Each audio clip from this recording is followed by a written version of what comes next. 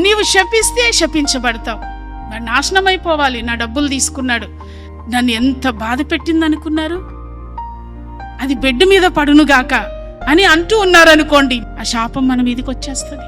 దేవుని బిడ్డలారా, ఆ శాపం మన మీదకి వచ్చేస్తే జాగ్రత్త. ఒకవేళ బాధ ఎక్కువై మనం శపించడం ప్రారంభిస్తాం, భరించలేని బాధ వచ్చిందనుకో, ఈడు పోతే బాగుండు, ఆడన్నీ అప్పులే, తాగబోతోడు, అప్పులు చేస్తాడు అని అనేవాళ్ళు ఉన్నారు. నేను విన్నాను కూడా మాటలు.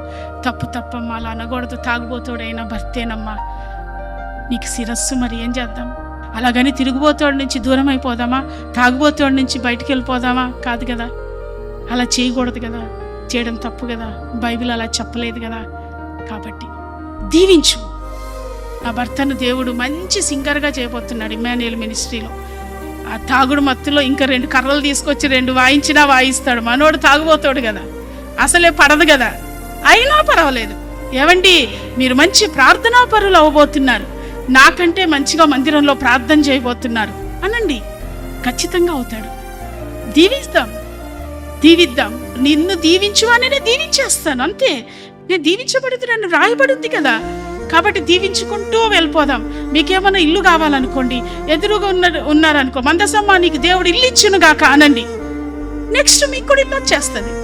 కారులో తిరగాలనిపించింది అనుకోండి, మన ప్రక్కనున్న అక్కకి చెప్పండి, అక్క దేవుడు నీకు కారు ఇచ్చును గాక అనండి, అంతే, మనకు కారు వచ్చేస్తుంది. అయ్యో, అది బైబిల్ వాక్యం ఎప్పటికీ నిరర్థకం కాదు. ఇప్పుడు మేము అందరిని ఆశీర్వదిస్తూ ఉంటాం కదా, ఒకప్పుడు ఏమన్నా ఉందా తినడానికి? లేదు కదా. మెల్లిమెల్లిగా దేవుడు ఎందుకు ఆశీర్వదిస్తూ వచ్చాడు? మిమ్మల్ని అందరిని ఎప్పుడు ఆశీర్వదిస్తూనే ఉంటాం. అక్క ప్రార్థన చేయమంటే దీవించక్క, వర్ధిల్ల చేయండి యేసయ్య, ఈ అక్కను దీవించండి యేసయ్య, దీవించండి. ఇంక ఇదేగా మా మాటలు.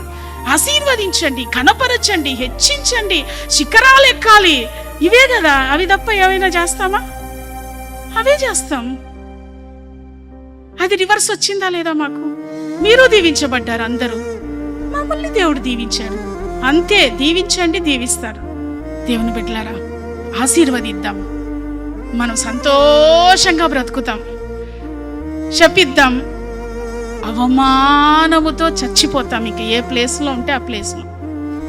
ఆశీర్వదించడం ప్రారంభించండి, సంతోషంగా మనం బ్రతుకుదాం.